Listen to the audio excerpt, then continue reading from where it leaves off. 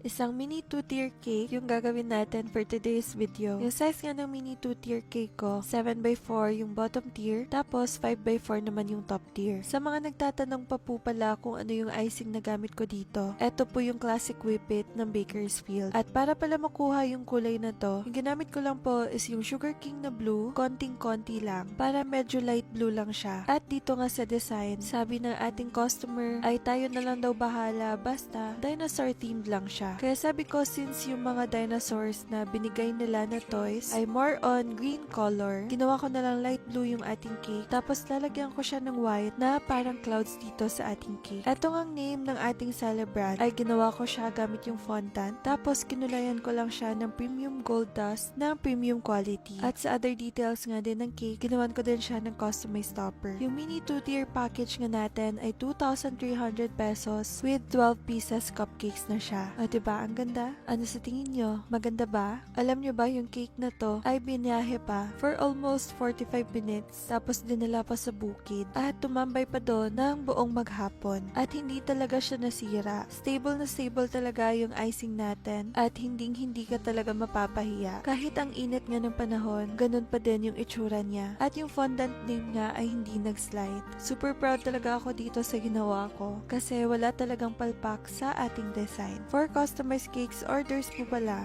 ay i-message nyo lang po ako dito sa Facebook. So, yun lang po. Bye!